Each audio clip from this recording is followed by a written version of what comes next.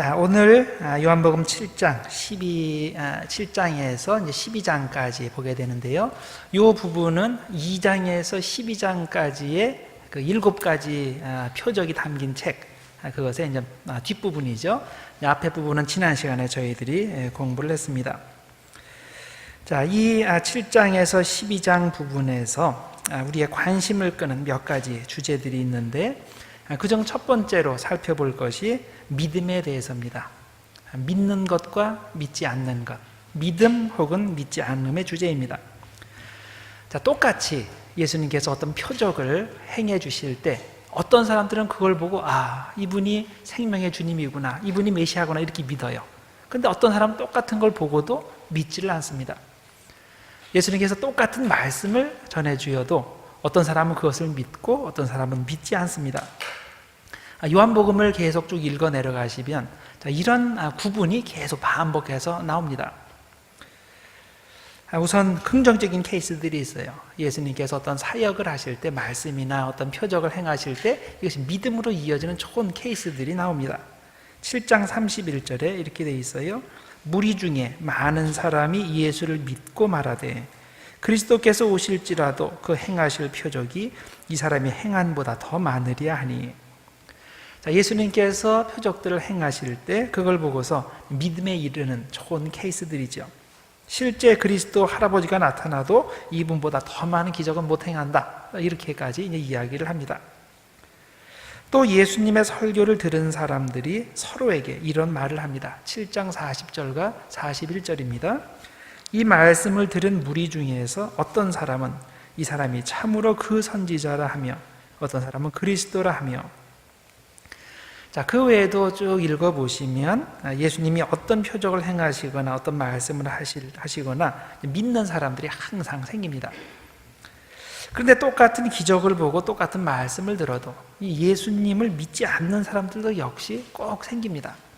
7장 1절에 이렇게 되어 있죠. 그 후에 예수께서 갈릴리로 다니시고 유대에서 다니려 아니하심은 유대인들이 죽이려 함이러라. 자, 똑같은 말씀, 똑같은 표적이 행해졌는데 어떤 사람들은 예수님을 메시아로 이렇게 아는데 또 어떤 사람들은 메시아를 사칭한다고 예수님을 지금 죽이려고 쫓아다니고 있어요. 7장 27절. 그러나 우리는 이 사람이 어디서 왔는지 아노라. 그리스도께서 오실 때에는 어디서 오시는지 아는 자가 없으리라 하는지라. 자, 이 사람은 나사렛 요셉의 아들, 즉 하늘에서 온 인물이 아니라 땅에서 온 사람이기 때문에 절대 그리스도가 아니라는 말이죠. 안 믿는 사람들입니다. 자, 7장 47절과 49절. 바리새인들이 대답하되 너희도 미혹되었느냐? 당국자들이나 바리새인 중에 그를 믿는 자가 있느냐? 율법을 알지 못하는 이 무리는 저주를 받은 자로다. 자, 누가 예수에 대해서 좀 좋게 말하니까 당장 그 사람한테 면박을 주면서 이렇게 험담을 하는 겁니다. 어디 상식 있는 사람들 중에 예수 믿는 사람이 어디에 있냐? 그런 사람들은 저주받은 사람들이다. 자, 이런 얘기를 하죠. 자, 그런데 이들뿐만이 아니라 정작 예수님의 가족들도 예수님을 믿지 않았습니다. 7장 3절 이하에 그렇게 되어 있죠. 그 형제들이 예수께 이르되 당신이 행하는 일을 제자들도 보게 여기를 떠나 유대로 가소서. 스스로 나타나기를 구하면서 묻혀서 일하는 사람이 없나니 이 일을 행하려 하거든 자신을 세상에 나타내소서 하니 이는 그 형제들까지도 예수를 믿지 아니함이로라. 자, 또 제자들 중에서도 믿지 않는 사람들이 있었습니다. 그렇게 제일 가까이서 예수님의 삶을 직접 보고 또 매일 그분 말씀을 듣고 그분이 얼마나 놀라운 표적들을 행하는지를 이 눈으로 제일 가까운 데서 봤던 그 제자들 중에서도 안 믿는 사람들이 있었다는 겁니다. 자, 그중 대표가 가룟 유다죠. 6장 64절에 그렇게 되어 있습니다. 그러나 너희 중에 믿지 아니하는 자들이 있느니라. 자, 여기 믿지 아니하는 자들 복수예요. 한 사람이 아닌 거예요. 제자들 중에 가룟 유다 빼고 또 믿지 않는 사람들이 있었어요. 그런데 그 중에서 대표가 가룟 유다니까 가룟 유다를 또 얘기하는 거죠. 이는 예수께서 믿지 아니하는 자들이 누구며 또 자기를 팔 자가 누구인지 처음부터 아심이로라. 자, 이러보건대 예수님의 최정예부대 12제자 중에서 최소한 12분의 1은 안 믿었다는 말이죠. 특히 가룟 유다는 마귀에게 속한 사람입니다. 자, 그렇다면 현재 교회에 다니는 사람들은 어떨까요? 우리 교인들 100%가 다 하나님께 속했으면 참 좋겠는데 이 예수님의 케이스를 보면 안 그럴 확률이 훨씬 많습니다. 예수님의 제자 중 최소 12분의 1이 마귀에게 속한 사람이라면 현재 교회들도 최소한 12분의 1 이상은 마귀에게 속한 사람들이라고 봐야 되지 않을까요?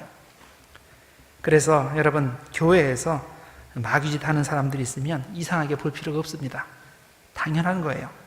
당연히 교회 안에는 그런 사람들이 들어와서 활동하는 게 정상인 겁니다. 우리는 환상이 있습니다. 하나님의 교회면 100%다 구원받는 사람, 100% 주님의 사랑으로 충만한 사람들이야 한다고 말하는 그런 환상이 있습니다. 그런데 그것은 글자 그대로 환상입니다. 환상 속에서나 가능한 일입니다. 만일 우리가 교회를 정말 100% 하나님께 속한 순수한 사람들로 만들기 위해서 결심하고 마귀짓 하는 사람들을 모아서 쫓아낸다면 교회가 100% 하나님께 속한 교회가 될까요? 그렇지 않죠. 그런 사람들이 나가면 다른 사람들이 그 자리를 차지하게 됩니다. 호랑이가 설쳐서 그전에는 꼼짝 못했는데 호랑이가 없어지면 어떻게 됩니까? 토끼들이 나서서 호랑이가 되는 거예요. 그래서 모든 교회에는 최소 10% 정도는 마귀에게 속한 사람들이 있는 게 정상이니까 너무 그런 분들 없애려고 힘쓰지 마시고 대부분 90%의 양들이 길을 잃지 않도록 그들이 잘 양육돼서 천국길에 안전하게 도착하도록 우리들이 그들을 잘 지키고 양육하는데 정성을 쏟아야 됩니다. 그러니까 힘에 우리가 가진 에너지를 어디에 투자할 것인가에 대한 말씀을 드리는 겁니다. 요한복음의 예에서도 확인할 수 있지만 생명의 복음이 전파될 때 안 믿을 사람은 죽어도 안 믿습니다. 나사로를 살리시는 그런 엄청난 기적을 봐도 안 믿기로 작정한 사람은 뭘 보여줘도 안 믿습니다. 오히려 생명의 주인공을 죽이려고 하죠. 그래서 12장 9절 이하에 이렇게 적혀 있습니다. 유대인의 큰 무리가 예수께서 여기 계신 줄을 알고 오니 이는 예수만 보기 위함이 아니요 죽은 자 가운데서 살리신 나사로도 보려 함이로라. 대제사장들이 나사로까지 죽이려고 모의하니 나사로 때문에 많은 유대인이 가서 예수를 믿음이로라. 자, 복음이 전파될 때 언제나 그 복음을 받아들이지 않고 오히려 복음 전하는 자를 대적하며 핍박하는 사람들이 있다는 것은 주님의 사도들이 매일매일 경험했던 사실입니다. 사도들은 그것을 다 알고 있으면서도 여전히 열심히 복음을 전했습니다. 스데반이 유대인들이 죽인 예수가 그리스도라고 설교를 할 때 그 말을 듣는 사람들을 분노하게 만든다는 것을 몰랐을까요? 자기가 돌에 맞아 죽을 수도 있다는 것을 생각하지 못했기 때문에 그런 설교를 했을까요? 또 바울이 다니면서 방방곡곡 다니면서 예수를 전할 때 그를 미워하는 사람들이 바울을 해칠 거라는 것을 몰랐을까요? 당연히 알았습니다. 그럼에도 불구하고 그들은 열심히 복음을 전했습니다. 그 이유가 뭡니까? 그것이 주님께서 주신 사명이기 때문입니다. 그리고 이렇게 큰 저항 가운데서도 복음을 전하면 복음을 받아들일 사람들은 다 복음을 받아들인다는 것을 알고 있기 때문입니다. 그러니까 이 사도들이 복음을 전하는 것은 그런 사람들을 위해서 복음을 전하는 겁니다. 여러분, 우리가 복음을 전하는 대상이 바로 이런 사람들이라는 것을 명심할 필요가 있습니다. 하나님께서 그 마음을 열어서 복음에 반응하게 될 사람들, 그런 사람들을 위해서 우리는 복음을 전하는 겁니다. 자, 그러면 복음을 방해하고 우리를 핍박하는 사람들은 어떻게 합니까? 그건 하나님께서 알아서 다 처리해 주십니다. 그것까지 신경 쓰면 절대 사명 감당 못합니다. 우리는 복음을 받아들일 사람들을 위해 전하기만 하면 되는 겁니다. 그러면 하나님께서 우리를 필요한 곳에 사용하십니다. 만일 그렇게 하다가 중간에 내가 돌에 맞아 죽게 된다면 그게 하나님의 뜻인 겁니다. 나의 사명이 거기까지인 겁니다. 그러나 거센 핍박에도 불구하고 내가 끝까지 살아남아서 자연 살 때까지 복음을 전하게 된다면 그것도 역시 하나님의 뜻입니다. 그런 줄 알고 끝까지 주님께 충성하면 되는 겁니다. 여러분, 하나님의 때가 되기 전에는 절대 죽지 않는다는 것을 아십니까? 자, 예수님의 경우를 보면 그분은 언제나 하나님의 때를 기준으로 하나님의 때에 맞춰서 사역을 하신 것을 알 수 있습니다. 7장 6절에 보면 예수님의 형제들이 예수님께 도전을 했습니다. 이 세상을 구원하려면 많은 사람들 앞에 나가서 제대로 설교도 하고 그리고 그 가르침도 베풀고 기적도 베풀고 그렇게 하면서 유명해져야지 왜 이걸 이 시골 구석에 묻혀서 살고 있느냐 하고 물었죠. 이때 예수님께서 말씀하신 것이 하나님의 때였습니다. 아직 하나님의 때가 안 되었기 때문에 지금까지 여기 묻혀서 살고 있다고 대답을 하셨습니다. 그래서 7장 6절과 8절과 9절입니다. 예수께서 이르시되 내 때는, 때라는 말이 나왔죠. 내 때는 아직 이르지 아니하였거니와 너희 때는 늘 준비되어 있느니라. 너희는 명절에 올라가라. 내 때가 아직 차지 못하였으니 나는 이 명절에 아직 올라가지 아니하노라. 이 말씀을 하시고 갈릴리에 머물러 계시니라. 또 7장 30절에 보면 예수님께서 명절 때 예루살렘에 올라가셔서 공개적으로 활동하실 때 유대인들이 예수님을 잡지 않은 것에 대해 이런 설명이 부과되어 있습니다. 7장 30절. 그들이 예수를 잡고자 하나 손을 대는 자가 없으니, 무슨 말이냐면 그들이 예수님을 잡을 마음은, 인텐션은 충분히 있는데 실제로 그런 일이 안 벌어졌다는 거예요. 왜? 이는 그의 때가 아직 이르지 아니하면서라. 때가 아직 안 오는 거예요. 또 8장 12절 이하에 보면 예수님께서 성전에 들어가셔서 나는 세상의 빛이다 이렇게 이 주제로 설교를 하실 때 사람들이 역시 그때도 예수님을 잡지 않았는데 그 이유도 역시 아직 때가 되지 않았기 때문입니다. 8장 20절이 그 내용이에요.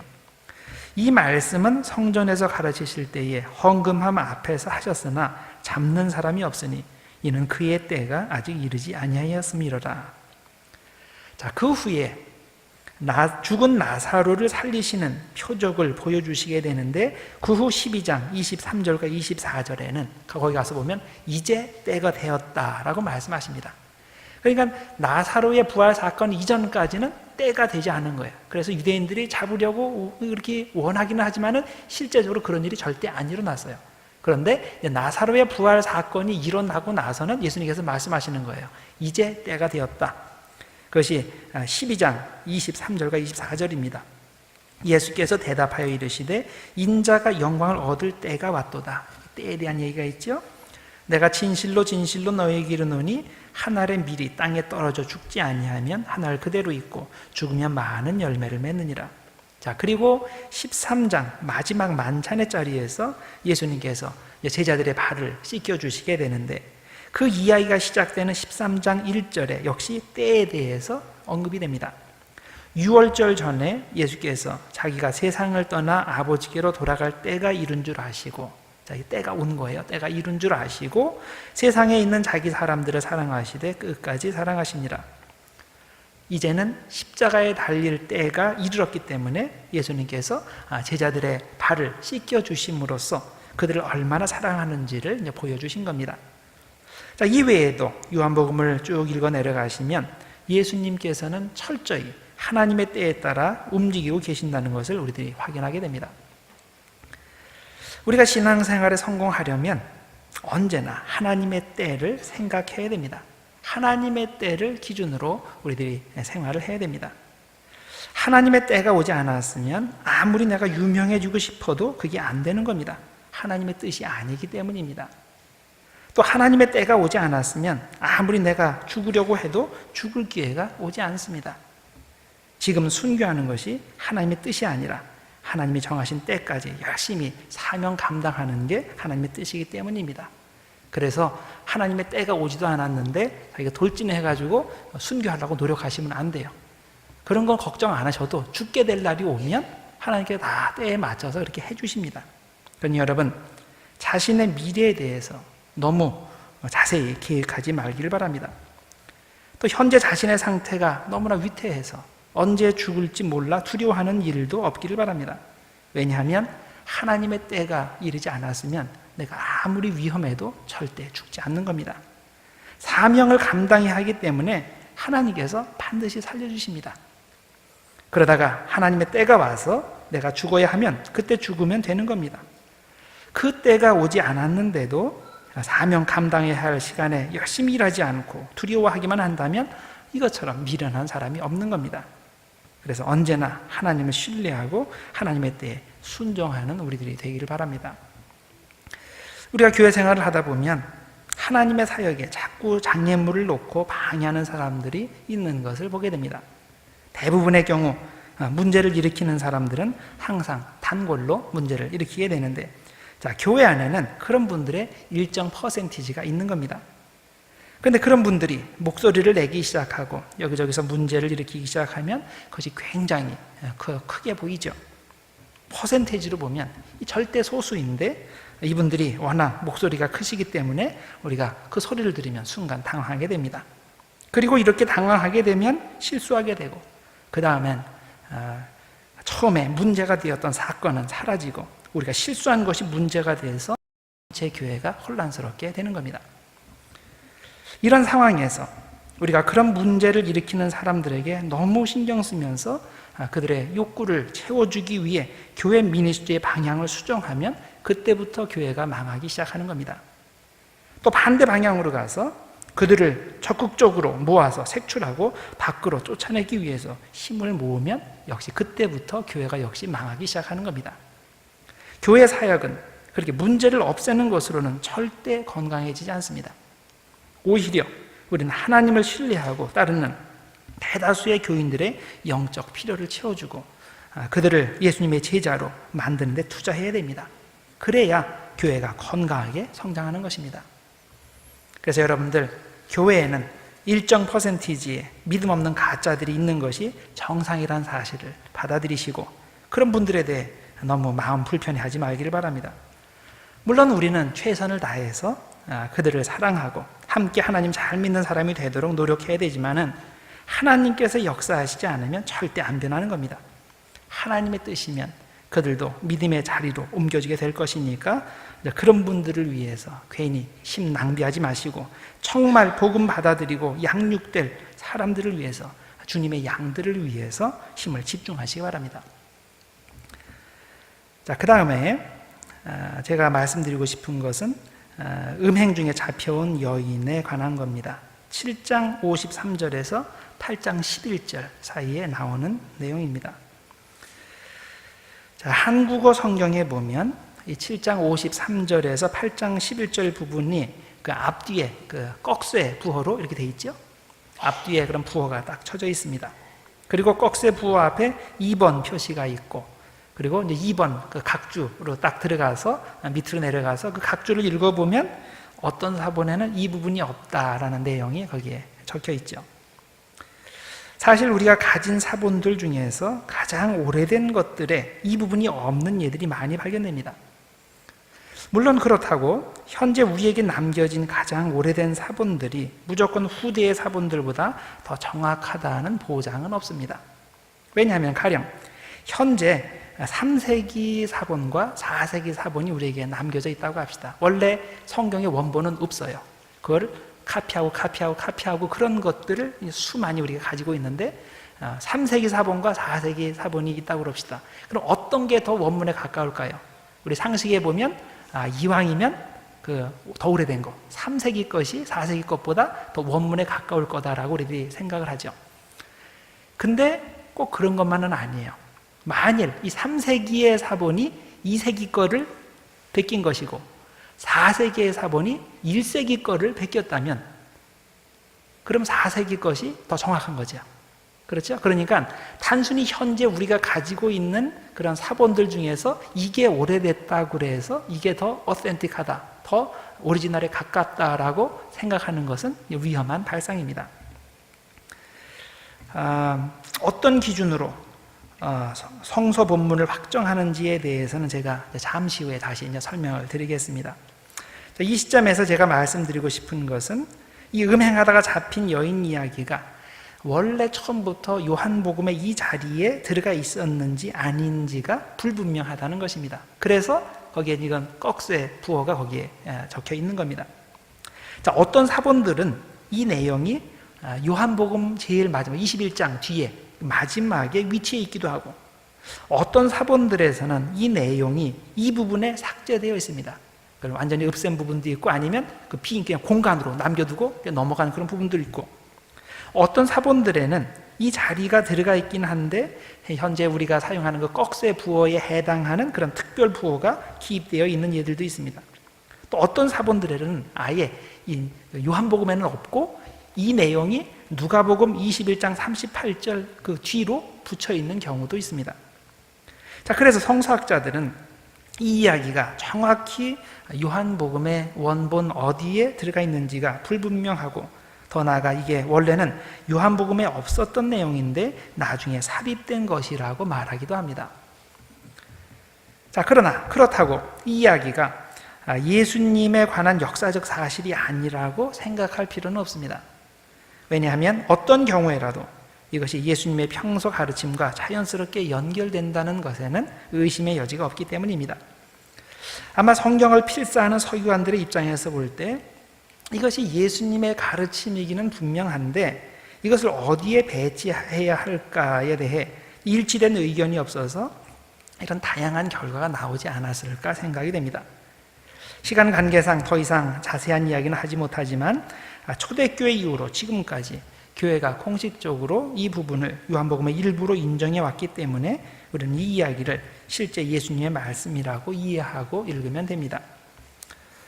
제가 이렇게 이런 것을 말씀드리는 이유가 성경에 대해서 의심하는 그런 분들이 종종 있거든요. 그리고 정당한 질문들이에요. 역사적으로 볼 때 왜 성경의 베리에이션이 이렇게 차이점들이 그 사본들마다 많이 있느냐? 그런데 어떤 게 진짜고 어떤 게 가짜냐?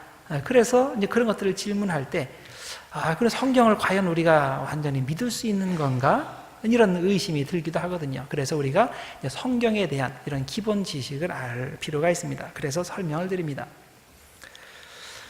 이와 같은 비슷한 예가 요한복음에서 또 한 군데 발견이 되는데요. 5장 3절과 4절입니다. 이 말씀은 예수님께서 베데스다 연못에서 38년 된 병자를 고쳐주시는 그런 이야기 그 중간에 이제 들어간 내용인데 역시 5장 3절과 4절에 보면 꺽쇠 부호가 들어가 있습니다.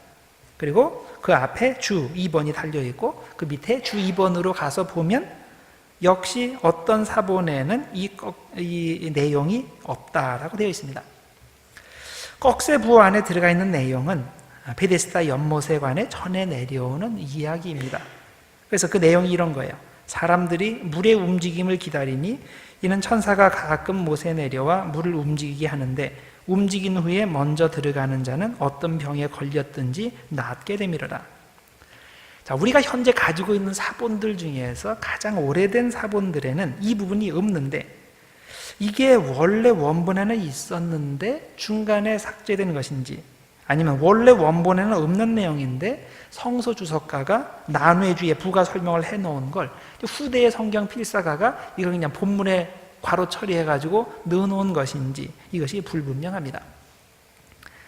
자, 성경에 이런 종류의 부분들이 발견될 때 과연 우리가 이런 것들을 어떻게 받아들여야 될까요? 어쨌든 논란의 여지가 있는 부분이니까 2등급이나 3등급의 말씀으로 받아들여야 될까요? 아니면 그런 거 따지지 말고 일단 성경 안에 들어와 있는 거니까 무조건 똑같은 1등급 하나님의 말씀으로 받아들여야 될까요? 또 더 나아가 이런 불확실성이 성경 전체에 대한 의심으로 이어질 수도 있습니다. 만일 성경에 이런 불분명한 부분들이 있다면 과연 우리가 현재 가지고 있는 성경 전체를 신뢰할 수 있을까요? 결론부터 말씀드리면 성경에 그런 불분명한 부분들이 있는 것은 사실이지만 그런 예들이 본문의 의미를 바꿀 만큼 많지가 않다는 겁니다. 성경의 전체 의미에는 전혀 영향을 미치지 않는 겁니다. 그래서 현재 여러분들이 가지고 있는 성경을 신뢰하고 읽으시면 됩니다. 우리가 현재 가지고 있는 성경은 수많은 복사본들을 기초로 해서 만들어진 것입니다. 아쉽지만 현재 성경의 원본은 존재하지 않습니다. 원본은 한 조각도 없습니다. 우리가 현재 가진 것은 수많은 성경의 복사본, 필사본들입니다. 성경의 원본을 누가 베껴 쓰고 그 다음 사람이 그걸 또 베껴 쓰고 또 몇십 년 후에 또 베껴 쓰고 또 베껴 쓰고 그런 그 수많은 과정을 거쳐서 현재 우리에게 그런 사본들이 전해 내려오는 건데 그래서 사본들 간에 당연히 약간씩 차이가 나게 되는 겁니다. 자, 신약의 경우에 5,000개가량의 사본들이 존재합니다. 그런데 그중 어느 것도 둘이 똑같은 게 하나도 없습니다. 그러나 전체적으로 봐서 큰 차이는 없습니다. 왜냐하면 사람들이 성경을 필사할 때 그냥 아무렇게나 대충 필사하는 법은 없기 때문입니다. 자, 여러분들 성경 필사하셨죠? 성경 필사할 때 그냥 아무렇게나 해요? 그냥 쭉 읽고서 자기 마음대로 써요? 그렇지 않죠. 한자 한자 정확하게 해요. 자, 그렇게 할 때도 실수가 들어가게 됩니다. 자, 당시에 성경을 필사하는 사람들은 전문적인 교육을 받은 사람들입니다. 그들을 가리켜서 우리가 보통 스크라이브, 서기관이라고 부릅니다. 요즘 말로 하면 신학교의 성서신학 교수들 정도 되는 사람들입니다. 그래서 그런 신학적인 그 성경에 대한 또 신학에 대한 공부를 많이 한 사람이 성경을 베끼게 되는 거예요. 그래서 그들의 필사는 거의 믿을만 한 겁니다. 자, 그런데 아무리 세심하게 필사를 해도 역시 사람의 손으로 베끼는 것이기 때문에 여기저기 실수가 발견이 됩니다. 자, 똑같은 단어나 구절을 두 번 베끼는 것도 있고요. 하다 보니까 어떻게 똑같은 걸 두 번 써요. 또 어떤 경우에는 빼먹어요. 그렇죠? 한 줄을 빼먹든지, 여러분들 성경 읽다가 빼먹고 읽는 거 있죠? 또 단어를 빼든지, 그건 unintentional한 그런 실수들이 있게 됩니다. 또 어떤 경우는 단어를 바꿔서 적어요. 이제 보통 한 사람은 읽고 한 사람은 쓰거든요. 그럴 때 들었는데 들은 대로 안 쓰고 자기 생각에 자기랑 똑같이 썼다고 생각하는데 다른 단어를 쓴 거예요. 비슷한 단어를. 가령 기쁨이란 단어를 들었는데 즐거움이라고 쓰는 거예요. 자, 이런 종류의 실수들을 하게 됩니다. 자, 어떤 경우는 이게 말이 너무 옛날 말이에요. 그래서 현대어로 바꿔서 그렇게 적기도 하고, 또 말이 너무 어렵기 때문에 쉽게 이해하도록 한 단어를 더 첨가하기도 하고, 또 이런 경우도 있습니다. 자, 어쨌든 다양한 이유들 때문에 그 사본들 간에 차이가 생기게 되는 겁니다. 자, 이런 다양한 사본들 중에서 어떤 것이 가장 성서의 원문에 가까운지 판별해내는 학문 분야가 생겼는데, 그것이 textual criticism, 본문 비평학입니다. 성서학자들이 본문 비평의 작업을 하는 기본적인 방법들이 있어요. 자, 피해야 될, 조심해야 될 그런 방법들이 있고, 적극적으로 사용해야 될 방법들이 있는 거예요. 먼저 피해야 될, 조심해야 될 잘못된 방법들을 먼저 말씀드리면, 공통 본문의 숫자가 많다고 확실한 것이 아니라는 겁니다. 자, 다시 말해서 지금 A처럼 A로 되어 있는 것이 한 10개 정도 사본이 있고, B라고 되어 있는 게 100개가 있어요. 그럼 우리들 상식에 100개가 더 어센틱한 거 아니에요? 100개가 이게 더 원문에 가까울 거다라고 생각을 해요. 그런데 그것이 착각일 수가 있다는 거예요. 이 100개가 있는 지역에서 이 사람들이 뺏겼던 그 원본이 잘못된 거예요. 그리고 이 10개가 있던 지역에서 뺏겼던 그 본문은 제대로 된 거예요. 그러면 이제 잘못된 것을 100명이 뺏겼기 때문에 아무리 숫자가 많아도 그게 잘못된 거죠. 그렇죠? 그러니까 숫자가 많다고 이게 더 오리지널에 가깝다라고 생각하면 안 돼요. 물론 전 모든 상황이 다 똑같다면 숫자가 많은 게 더 정통성, 이렇게 인정을 받을 수 있겠죠. 그런데 꼭 그런 것만은 아니라는 겁니다. 또 그 다음에 사본의 기록 연대가 오래되었다고 무조건 원문에 가깝다고 생각해서도 안 됩니다. 아까 이건 말씀드린 거죠. 그렇죠? 나중에 기록된 4세기의 문서가 실제는 1세기 것을 뺏긴 경우에 2세기 거를 뺏긴 3세기 문서보다 더 원문에 가까운 거죠. 그래서 우리가 현재 가지고 있는 문서들 중에서, 사본들 중에서 오래됐다고 그것이 무조건 원문에 가깝다고 생각해서도 안 된다는 겁니다. 우리가 조심해서 적용을 해야 됩니다. 그렇다고 우리가 이런 원칙들을 절대 적용하면 안 된다는 그런 말은 아닙니다. 조심해서 적용해야 되고, 다른 원칙들과 함께 고려해서 총체적으로 평가할 필요가 있다는 겁니다. 자, 그러면 우리가 적극적으로 적용해야 될 그런 원칙들이 무엇입니까? 첫 번째, 그래도 오래된 사본이 더 믿을만 합니다. 그렇겠죠? 다른 상황들이 다 비슷비슷하면 오래된 게 더 원문에 가깝겠죠? 그리고 공인된 사본에 나오는 내용이 더 믿을만 할 겁니다. 허접한 것보다는 이 공인기관에서 잘 만든 게 그래도 더 신빙성이 있겠죠. 또 지역적으로 많은 곳에서 발견된 내용이 더 믿을만 합니다. 자, A라고 되어 있는 문서와 B라고 되어 있는 문서가 있는데 A라는 문서는 가령 알렉산드리아 그쪽만 있고 딴 데서는 찾아볼 수가 없어요. 근데 B라는 문서는 이게 이집트에서도 발견되고 로마에서도 발견되고 터키에서도 발견되고 이게 전체적으로 다 발견이 돼요. 그러면 그 전체적으로 발견된 것이 더 정확하겠죠. 그 다음에 짧은 구절이 더 믿을만 합니다. 자, 후대 사람들이 딱 봤을 때 이게 너무 짧아가지고 어려워요. 그러면 짧은 거를 길게 만들죠. 더 쉽게 이해하기 쉽게 만들기 위해서 이걸 거꾸로 하는 건 없어요. 길은데 짧게 만드는 거는 거의 없습니다. 또 비슷한 것으로 어려운 구절이 더 믿을만한 겁니다. 자, 어려운 것을 쉽게 만드는 경향은 있어도 쉬운 걸 일부러 어렵게 만들지는 않아요. 그렇죠? 또 저자의 문체나 단어 사용의 경향이나 신학에 맞는 구절이 더 믿을만합니다. 자, 예를 들어서 그 요한일서에 어떤 구절이 여러 가지 베리에이션이 있다고 합시다. 어떤 건지 잘 몰라요. 그럴 때 이게 요한 문서기 때문에 요한이 즐겨 사용하는 단어라든가 개념이라든가 신학이 있을 거 아니에요? 거기에 더 부합한 것이 오리지널일 가능성이 많은 거죠. 자, 결론은 뭐냐면 어느 한 원칙만 고수하면 안 된다는 겁니다. 제가 지금까지 설명드린 그 다양한 원칙들을 종합적으로 적용해서 가장 믿을 만한 사본을 확정해서 해석을 시작해야 하는 겁니다.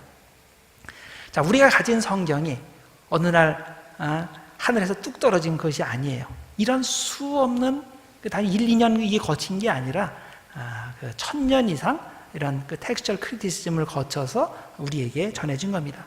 물론 이게 본문 비평학은 이제 최근에 생긴 것이긴 하지만은 이런저런 이런 방법들이 벌써 옛날부터 다 사용이 됐던 겁니다. 그리고 이 우리가 가진 성경은 사소한 차이점들을 제외하고는 초대교회 때부터 거의 일관되게 사용되어 온 것입니다. 그러니까 걱정하지 말고 성경의 정확성을 믿고 그것을 하나님의 말씀으로 읽으시면 됩니다.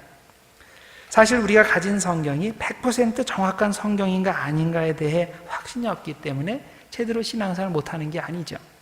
그런 일은 절대 없습니다. 성경의 한 구절이라도 정말 나를 위해 주시는 하나님의 말씀으로 읽지 못하기 때문에 신앙생활을 제대로 못하는 겁니다. 그래서 우리는 성경을 읽을 때 두 가지 양극단을 피할 필요가 있습니다. 첫 번째 피해야 될 극단은 아주 개인주의적인 거예요. 성경은 나에게만 은혜되면 된다. 내가 성령의 계시를 받고 성경을 읽으면 되는 거지 성경의 역사성이나 배경 같은 거 그런 거 별로 필요치 않다라고 말하는 겁니다. 자, 이렇게 주장하는 사람은 주관적 성경 해석에 빠지게 됩니다. 우리는 이 구절을 어떻게 해석해 왔는지, 현재 교회들의 전체가 이 구절을 어떻게 해석하는지 살필 필요가 있습니다. 컨텍스트를 알기 위해 지도도 보고 역사책도 보고 성경 전체를 꿰뚫는 여러 가지 이론들도 공부할 필요가 있습니다. 그런데 현실적으로 성경을 읽는 보통 사람들이 그런 것들을 다 검토할 수는 없는 거죠. 그래서 신학자들이 있는 것이고 목사들이 있는 겁니다. 그래서 목사들은 신학교육을 받을 때 이런 것들을 전반적으로 다 공부하기 때문에 잘못될 확률이 적은 겁니다. 자, 그 다음 반대 극단, 피해야 될 반대 극단은 뭐냐면 성경은 무조건 객관적으로 해석해야 된다는 겁니다. 이성으로 판단해서 맞지 않는 구절들은 버리고 현대적인 문예 비평, 양식 비평 등등을 이용해서 살아남는 것만을 성경으로 믿어야 한다는 겁니다. 그래서 이런 사람들이 만든 성경은 굉장히 작아요. 이거는 이래서 안 되고 저것은 이래서 안 되고 그래서 진짜 순수한 예수님의 말씀 요거 그렇게 얘기를 합니다. 자, 이렇게 주장하는 사람은 사실 이 성경을 읽을 필요가 없는 사람입니다. 성경을 하나님의 말씀으로 받아들이지 않는 사람이 왜 성경을 읽겠습니까? 이런 사람들은 은혜 받기 위해 성경 읽는 게 아니라 다른 목적을 가지고 성경을 읽는 거죠. 성경을 읽는 것은 언제나 실용적이어야 됩니다. 아무리 읽어도 은혜가 되지 않는다면 그래서 아무리 읽어도 성경 말씀을 내 실생활에 적용할 수 없다면 그런 성경을 읽을 필요가 없는 겁니다. 그래서 우리는 성경을 읽을 때 성령의 감동하심이 꼭 필요한 겁니다. 성경은 하나님의 감동으로 쓰인 책이기 때문에 하나님의 감동이 없으면 성경이 은혜가 되지 않고, 성경이 은혜가 되지 않으면 당연히 적용이 되지 않는 겁니다. 그래서 우리는 객관적인 방법도 중요시해야 되고 동시에 내면적인 성령의 감동하심도 중요하게 생각해야 됩니다. 자, 이 두 가지가 균형을 잘 잡을 때 우리가 어느 한쪽으로 치우치지 않는 그 균형 잡힌 그런 신앙인들이 될 것입니다. 자, 그 다음에 9장에 보면 이제 맹인에 대한 설명이 나오기 시작합니다. 자, 여기에서 다루는 문제는 누가 진짜 눈이 감긴 맹인이냐의 이슈입니다. 그래서 여기에 이 눈뜬 맹인의 대조를 이루는 사람들이 바로 바리새인들이에요. 바리새인들은 겉으로는 눈을 떴다고 하지만은 실제적으로는 영적인 맹인들이다라는 그런 메시지가 여기에 담겨 있습니다. 자, 9장이 시작이 되면 이때 처음 시작하는 논점이 왜 아이가 나면서부터 맹인이 되었느냐, 이런 비극의 원인이 어디 있느냐 이거죠. 당시 유대교에서 제시하는 설명은 누군가의 죄 때문에 결과로 이렇게 됐다는 것입니다. 아기로 태어난 본인의 죄든지 아니면 부모, 조상의 죄든지 하여간 그 어떤 사람의 죄 때문에 이런 일이 벌어졌다라고 해석을 하는 겁니다. 자, 이에 대해 예수님께서 어떻게 말씀하십니까? 자, 그럴 수도 있지만은 모든 케이스를 다 그렇게 몰고 가면 안 된다고 말씀하셨습니다. 그것이 9장 3절입니다. 예수께서 대답하시되 이 사람이나 그 부모의 죄로 인한 것이 아니라 그에게서 하나님이 하시는 일을 나타내고자 하심이라. 자, 그리고 나서 예수님은 자신이 세상의 빛이라고 하시면서 맹인의 눈을 뜨게 해주셨습니다. 자, 육신의 눈을 뜨게 해주는 표적을 통해서 세상의 빛이라는 예수님의 신적 정체성을 드러내시는 거죠. 그런데 예수님의 방법이 좀 이상합니다. 땅에 침을 뱉어서 그 진흙을 이겨서 그걸 눈에 바르고 그리고 실로암에 가서 눈을 씻으라, 이렇게 명령을 내리십니다. 이런 식으로 흙과 침을 섞어서 바르는 것은 아마 당시에 행해졌던 민간 요법인 듯합니다. 현대적 시각으로 보면 그렇게 해서 나을 수 있을까? 이해가 되지 않는 그 불필요한 행동이지만 당시에는 어떤 의미가 있었을 것으로 생각됩니다.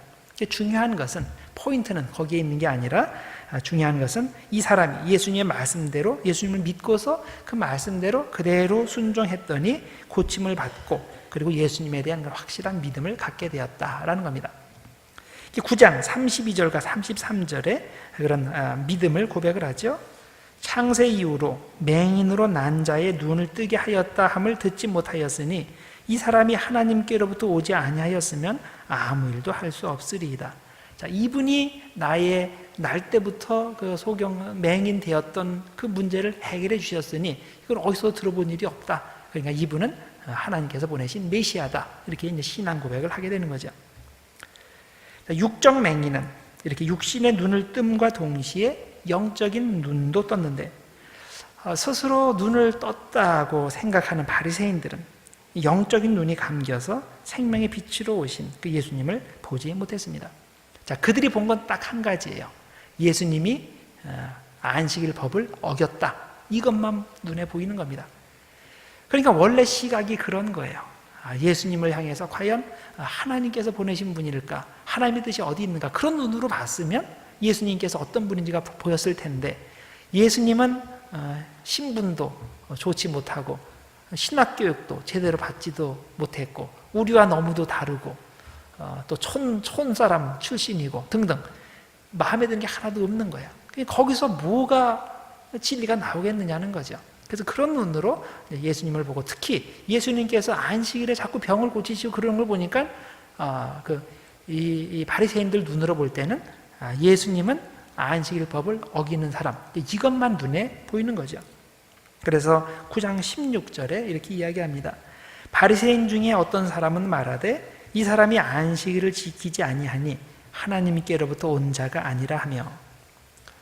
예수님께서 침과 흙을 혼합해서 눈에 바르신 것이 일이다 라고 규정하고, 안식일에 일을 하면 안 되는데 예수님께서 이런 일을 하셨으니까 안식일을 범한 것이고, 그리고 안식일을 범했으니까 하나님으로부터 왔을 리가 없다, 이런 결론을 내리는 겁니다.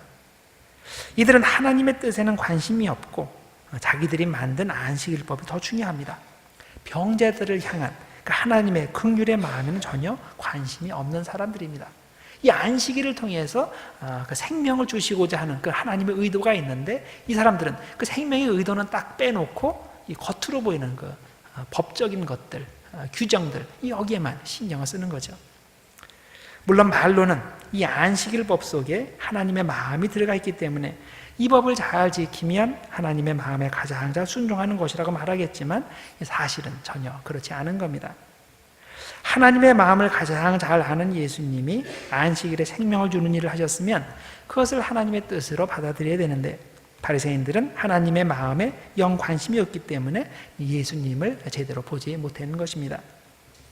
7장 16절과 17절에 그렇게 되어 있죠. 예수께서 대답하여 이르시되 내 교훈은 내 것이 아니요 나를 보내신 이의 것이니라. 사람이 하나님의 뜻을 행하려 하면, 하나님의 뜻을 행하려 하는 그런 의도성이 있으면 이 교훈이 하나님께로부터 왔는지 내가 스스로 말함인지 알리라. 자, 하나님의 의도, 하나님의 마음에 관심이 있고 하나님의 뜻 행하는 것에 관심이 있는 사람이라면 당연히 이 예수님의 말씀이 그 하나님의 뜻과 일치한다는 것을 발견할 것이고, 그렇게 되면 예수님을 믿게 될 텐데, 바리새인들은 전혀 그렇지 못했다는 겁니다. 여러분, 바리새인들의 문제가 뭡니까? 영적 눈이 가려진 채로 예수님을 볼 수 있다, 예수님을 제대로 평가할 수 있다, 이렇게 생각하는 게 문제죠. 오만과 편견에 가려진 눈으로 예수님을 보니 좋은 게 하나도 안 보이는 겁니다. 여러분, 어떤 눈을 가지고 있느냐에 따라 보이는 것이 완전히 달라진다는 것을 알고 계시죠? 이런 이야기 여러분들 들어보셨을 겁니다. 영국의 한 신발 회사에서 아프리카에 신발을 팔 수 있을까 조사하기 위해서 세일즈맨 2명을 보냈다고 하죠. 이 두 사람이 아프리카에 딱 도착해서 보니까 깜짝 놀랐어요. 신발을 신은 사람이 그 수많은 사람들 중에서 한 사람도 없는 거예요. 그래서 너무 놀라서 이 두 사람이 각각 본사로 전보를 쳤습니다. 그런데 전보 내용이 완전히 반대되는 것이었습니다. 한 사람은 아프리카에 신발 신는 사람이 하나도 없기 때문에 여기서 떼돈을 벌 수 있다, 이 사람들한테 한 켤레씩만 팔아도 이게 돈이 얼마야, 이렇게 생각을 하고 당장 신발을 이곳에 많이 보낼 준비를 해달라고 요청을 했습니다. 반면에 다른 한 사람은 이곳에 신발을 신는 사람이 하나도 없기 때문에 여긴 시장이 꽝이다, 아무것도 없다, 그래서 여기에 신발 팔 생각하지 않는 게 좋겠다, 이렇게 보고를 했습니다. 자, 똑같은 것을 봤는데 왜 이런 정반대의 보고가 나옵니까? 자, 보는 눈이 다르기 때문입니다. 보는 관점이 다르기 때문입니다. 보는 눈이 있는 사람은 수많은 신발을 팔 수 있는 시각으로 아프리카의 현실을 보니까 그것에 무한한 가능성이 있는 것을 보게 된 겁니다. 그런데 눈이 감긴 사람은 똑같은 현실에서 아무것도 볼 수 없었던 거죠. 바리새인들의 경우가 이 후자에 속합니다. 영적인 눈이 감겨서 예수님의 신적 정체성을 전혀 보지 못한 겁니다. 보는 눈이 없으니 예수님이 행하시는 표적도 다 가짜로 보이고 또 예수님이 하시는 말씀도 다 거짓말로 들리는 겁니다. 우리들이 그렇게 생각할 수 있어. 어떻게 그럴 수가 있냐. 그래도 바리새인 정도면 그래도 교육도 많이 받고 나름대로 하나님의 나라를 열심히 하려고 하는 사람인데 어떻게 예수님에 대해서 그렇게 신성을 하나도 발견하지 못했을까?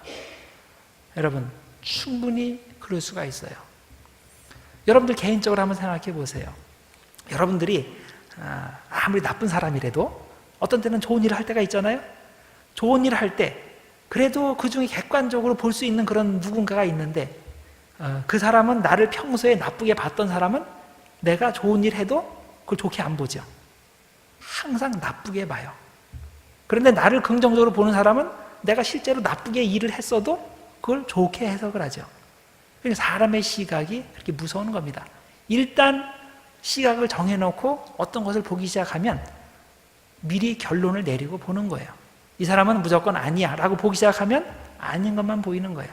그런데 이 사람은 정말 귀중한 사람이야, 좋은 사람이야, 그런 눈을 가지고 보면 진짜 좋은 데이터들이 수도 없이 이렇게 모여지게 되는 거죠.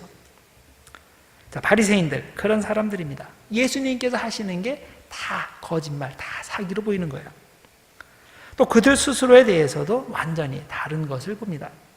예수님은 그들이 하는 일이 하나님 앞에 죄라고 보시는데 바리새인들은 스스로의 판단에 의해서 그것이 하나님 앞에서 의라고 보는 겁니다. 자기들 같이 하나님 앞에 똑바로 서 있는 사람들이 없다고 생각을 합니다.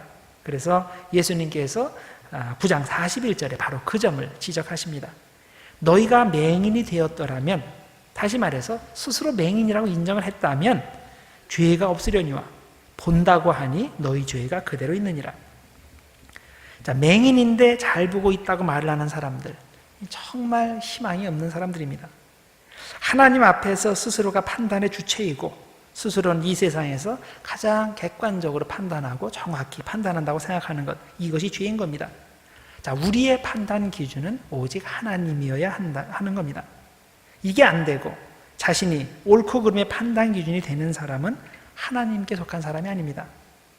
요한복음 10장에 나오는 이미지를 사용하면 목자 되신 주님께 속하지 않은 우리밖에 양인 겁니다. 요한복음 10장은 우리에게 가장 중요한 신앙의 관계를 가르치고 있습니다. 바로 하나님과 나와의 관계는 목자와 양의 관계와 같다는 겁니다. 즉 절대 의존의 관계라는 것입니다. 이 관계를 부정하고 양이 스스로의 판단에 따라 행동하면 큰일 나죠. 당장 들짐승에게 잡혀 먹힙니다. 바리새인이 꼭 이런 케이스입니다. 그래서 예수님께서는 그 9장의 마지막 절 9장 41절에 너희가 맹인이 되었더라면 죄가 없으려니와 본다고 하니 너희 죄가 그대로 있느니라, 이 말씀을 하시고 나서 바로 그 다음 절, 그 다음 장 바로 10장에서 눈이 지독히 나빠서 멀리 보지 못하는 양을 예로 들어서 설명하시는 겁니다. 바리새인들은 이런 양이라는 거예요. 스스로 멀리 볼 수 있다고 우기는 그런 양인 겁니다. 양은 지독히 눈이 나쁜 동물로 알려져 있습니다. 자, 10m 앞을 내다보는 그런 눈이 없다고 하는데, 그러다 보니까 양이 혼자서는 생존을 할 수 없습니다. 노루같이 빨리 달릴 수 있는 그런 발도 없고, 사자같이 그 날카로운 이빨이나 발톱이나 이런 것도 없고, 또 시력도 그렇게 나쁘니 가다가 구덩이에 잘 빠지고 또 잠깐 딴짓하다가 길을 잃기도 합니다.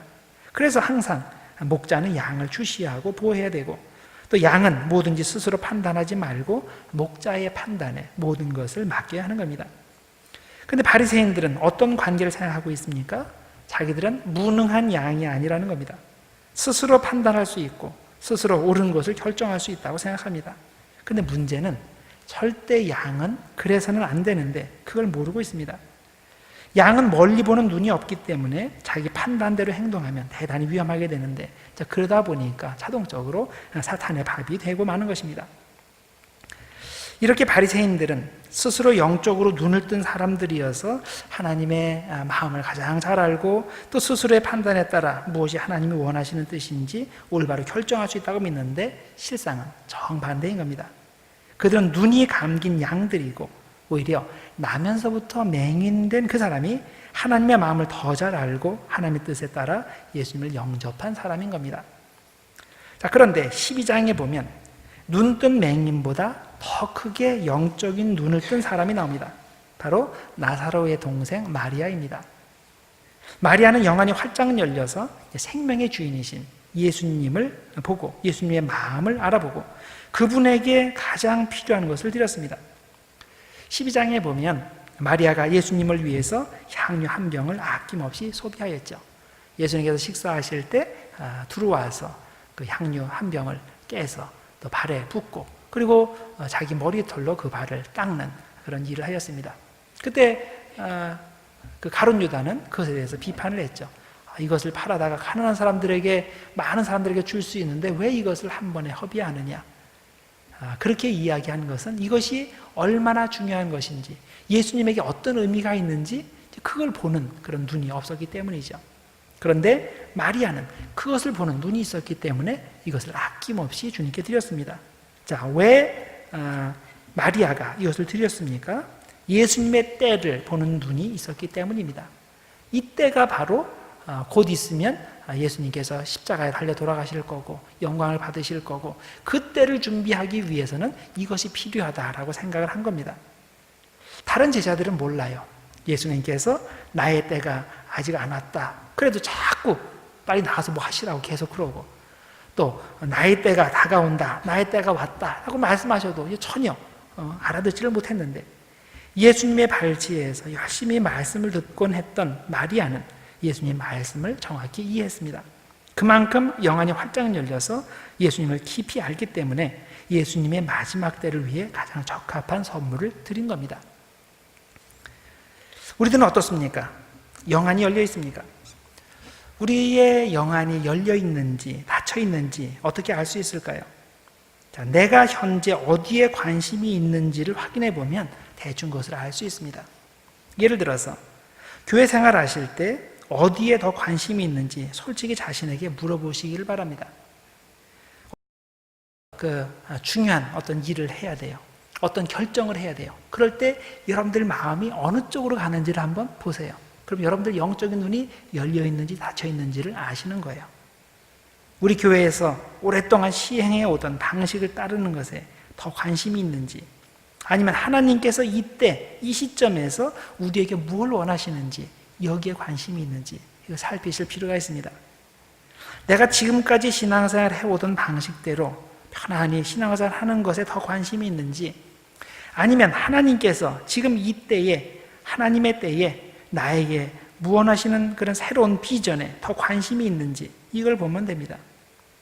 하나님의 마음과 하나님의 뜻과 하나님의 때에 관심이 있으면 그 사람이 영적인 눈이 띄어진 사람이고, 어떤 인간적인 관습이나 법이나 상식을 지키는 것에 더 관심이 있으면 영적으로 눈이 닫힌 사람인 겁니다. 이것을 누가복음 5장 38절에서는 새 포도주는 새 부대에 넣어야 한다는 원리로 설명했습니다. 자, 안의 내용은 바뀌었는데 옛날의 형식만을 고수하려 한다면 결국 신앙생활에 실패하게 됩니다. 중요한 것은 주님이 원하시는 것이라면 언제나 현재 나 자신의 기존의 틀을 버리고 주님이 원하시는 새로운 비전에 따라 다시 틀을 짤 순종의 마음이 있는가입니다. 우리는 복음의 진리는 절대 바꾸면 안 됩니다.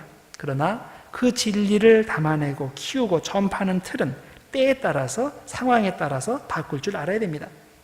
현재까지의 나의 생각의 패턴과 달라도, 내가 속한 그룹의 관습과 달라도 이때 주님의 복음을 전하기 위해서 다른 틀을 가지는 것이 주님의 마음이라면 우리는 언제든지 순종해야 되는 것입니다. 이것이 영적으로 눈을 뜬 사람의 모습입니다. 그러니까 우리가 똑바로 알아야 돼요. 영적으로 눈을 떴다. 이게 뭘 의미하는지. 바리새인들은 그것을 겉으로 보이는 것으로, 법을 지키는 것으로, 어떻게 많이 아는 것으로, 어떻게 외형적으로 완벽하게 행동하는 것으로 이것의 기준을 삼습니다. 그렇지만은 성경에서 제시하는 것은 그것이 아니에요. 예수님의 마음, 하나님의 뜻, 하나님의 마음, 이것에 포커스가 있는지 없는지 그걸로 삼아야 되는 겁니다. 그래서 여러분들, 내가 과연 나의 신앙의 상태가 어떨까? 내가 과연 영적으로 눈을 뜬 사람인가? 그럴 때 그것을 어떤 지식적인 거나 외형적인 거나 그런 걸로 따지지 마시고 하나님의 마음에 포커스가 되어 있는지 이걸 보시길 바랍니다. 자, 그 다음에 11장에 보면 나사로의 부활 사건이 나옵니다. 이 나사로의 부활 사건은 그 표적의 클라이맥스가 됩니다. 지금 2장부터 12장 사이에 7개의 표적들이 담겨져 있다 그랬죠. 이 표적이 있는 것은 점점 이것이 증진되는 거예요. 점점 그 강도가 높아지고 이 나사로의 그 부활 사건이 일종의 표적의 이제 클라이맥스가 됩니다. 이 사건을 통해서 부활이요 생명이신 예수님이 만방에 선포되는 것입니다. 그리고 이 표적으로 인해서 믿음의 사람들과 불신의 사람들이 완전히 갈라지게 됩니다. 자, 처음 표적이 있었을 때 어떤 사람들은 믿고 어떤 사람은 안 믿고 조금 갈라져요. 두 번째 더 갈라져요. 세 번째 점점 갈라지다가 이 7번째 나사로의 부활 사건에서는 완전히 돌이킬 수 없을 정도로 둘이 쫙 갈라지게 됩니다. 그래서 어떤 사람들은 이 표적을 통해서 완전한 믿음에 이르고 영생에 이르게 됩니다. 11장 45절 마리아에게 와서 예수께서 하신 일을 본 많은 유대인들이 그를 믿었다라고 되어 있습니다. 그런데 반면에 다른 사람들은 이것을 통해서 불신앙이 더욱더 굳어지기만 합니다. 11장 53절 이날부터는 그들이 예수를 죽이려고 모의하니라. 완전히 반대가 되는 거죠. 예수님께서 예루살렘을 방문할 때면 근처에 있는 베다니의 나사로, 마르다, 마리아의 집에 자주 방문하셨습니다. 그만큼 예수님께서 이들을 많이 사랑하셨고 생각해 주셨습니다. 그런데 예수님께서 멀리서 사역을 하고 계실 때 이 나사로가 중병에 걸렸습니다. 그래서 그 마리아와 마르다가 예수님께 소식을 보냈죠. 나사로가 중병에 걸렸습니다. 무슨 의미입니까? 중병에 걸렸으니까 오셔서 고쳐주십시오. 그 말입니다. 그런데 예수님은 이 소식을 들으시고 곧바로 그들에게로 가지 않으시고 이틀 동안 더 지체하시다가 그곳으로 가셨는데 그곳에 가셨을 때 이미 나사로가 죽은 지 나흘이나 되었다라고 되어 있습니다. 그리고 그렇게 가지 않으실 때 제자들에게는 이 병은 죽을 병이 아니라 하나님의 영광을 드러내기 위한 병이다. 그리고 이것을 통해서 하나님의 아들인 내가 영광을 받게 될 것이다. 이렇게만 말씀하셨습니다. 그리고 이틀이 지난 후에 예수님께서 베다니로 출발하시고 그곳에 도착했을 때 이미 나사로는 죽은 지 나흘이 되어서 시신도 다 안치된 상태였습니다. 여기에서 나사로가 죽은 지 나흘이 되었다는 사실이 중요합니다. 당시 사람들은 사람이 죽으면 시체를 방부 처리하지 않고 향품을 몸에 발라서 냄새만 없애고 시체를 굴에 넣어두었습니다. 그러다 보니까 얼마 후에 다시 깨어나는 사람들도 드물게 있게 되는데 이 나사로의 경우는 절대 그런 케이스가 아니라는 뜻입니다. 확실히 죽었는데 예수님께서 다시 생명을 주셔서 그 무덤에서 걸어 나올 수 있었다는 뜻입니다. 이로써 사람들은 생명의 주인이신 예수님의 신적 정체성을 확실하게 목격하고 예수님을 믿게 된 것입니다. 나사로의 부활 이야기에서 핵심 구절이 25절과 26절이죠. 예수께서 이르시되 나는 부활이요 생명이니 나를 믿는 자는 죽어도 살겠고 무릇 살아서 나를 믿는 자는 영원히 죽지 아니하리니 이것을 내가 믿느냐. 이 말씀은 마르다가 마을 경계에서 예수님을 만나서 부활에 대한 신앙 고백을 했을 때 예수님께서 그녀의 생각을 교정해 주신 내용입니다. 마르다는 마지막 부활의 날에 오라비가 부활하여 함께 만날 것이다 라는 그런 미래의 부활의 신앙 고백을 했는데 그 신앙 고백은 불완전한 것이었습니다. 마르다는 부활에 대해서 지금 반만 알고 있는 겁니다. 온전한 부활이 뭐냐?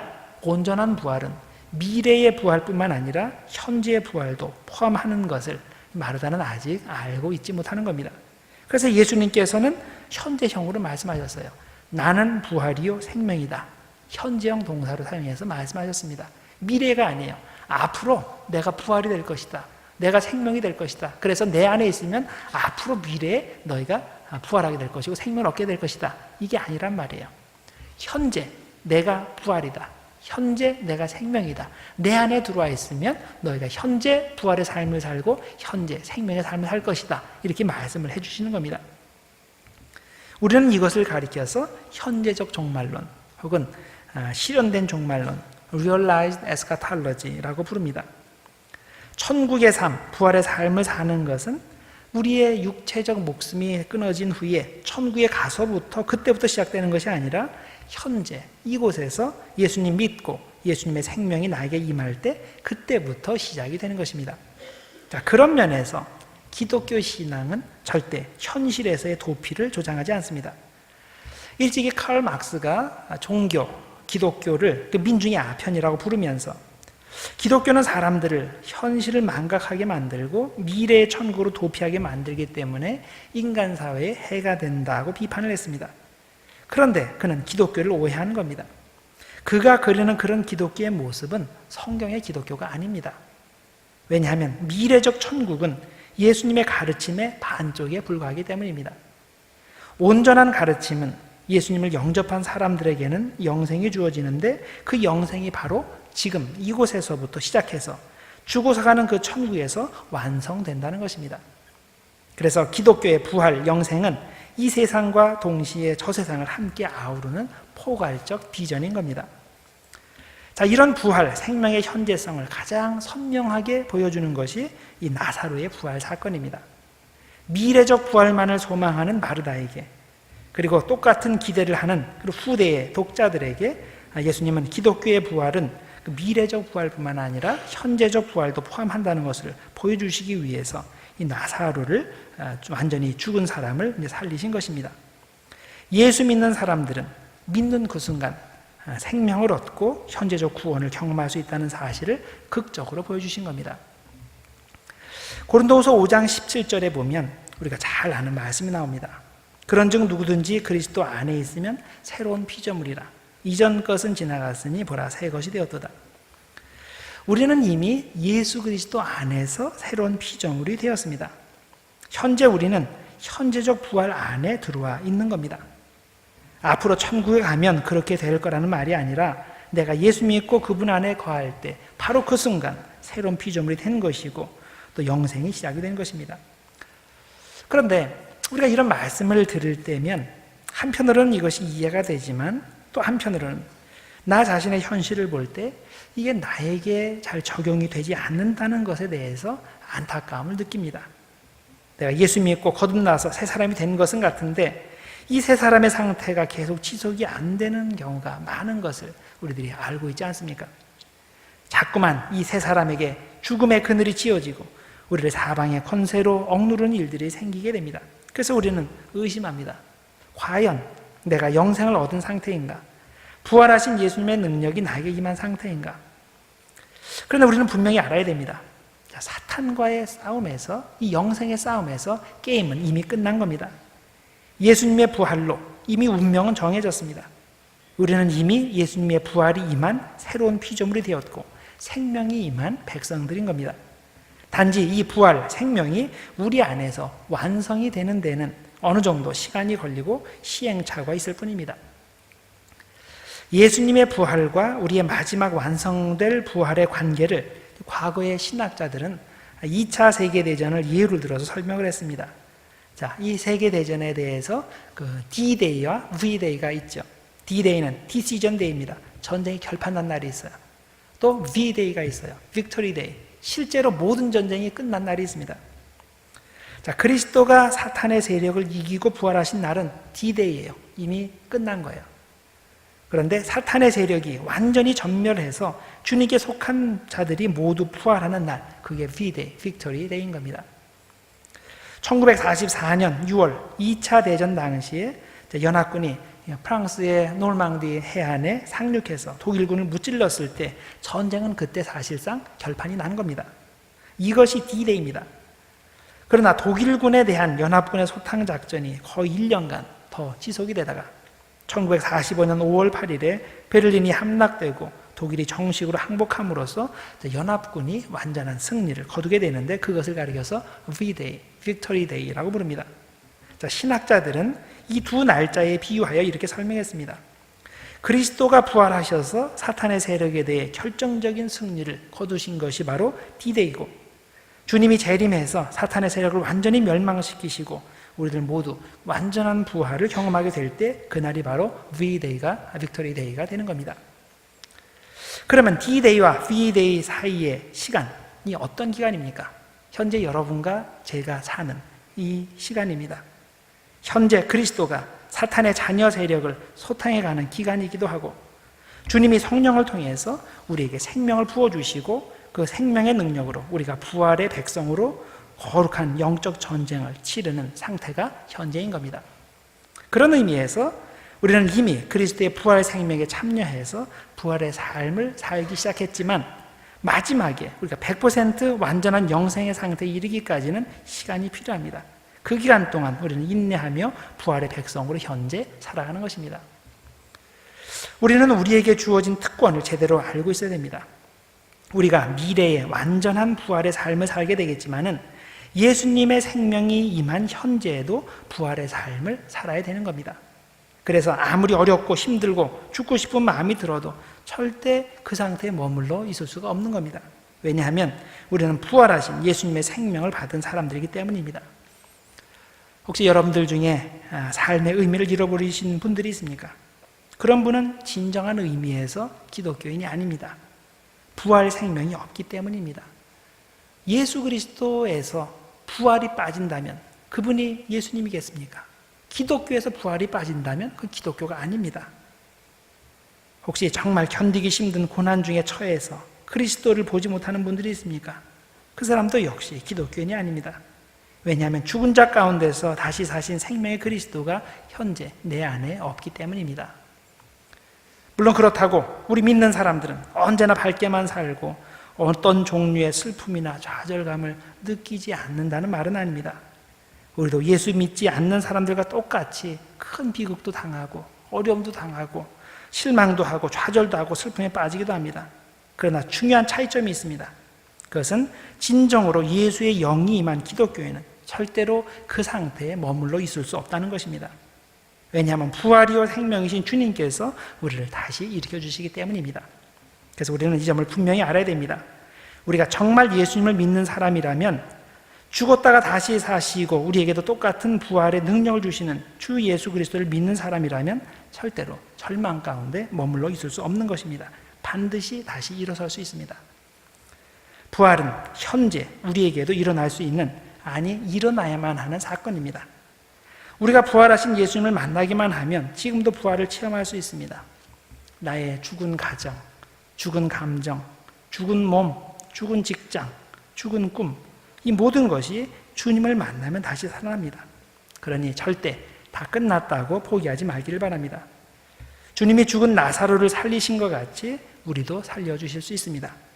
부활 생명의 역사가 여러분과 저의 무덤에도 임해서 그 죽은 곳이 다시 부활하는 기적의 역사가 일어나게 되기를 기원합니다. 기도하겠습니다. 하나님 아버지 감사합니다. 오늘도 요한복음의 말씀을 통해서 우리들 은혜 받게 하시니 감사합니다. 하나님, 주님께서 우리에게 부활의 능력을 주시고 그것이 미래의 부활뿐만 아니라 현재의 부활의 삶으로 이어지게 하시는 줄 믿습니다.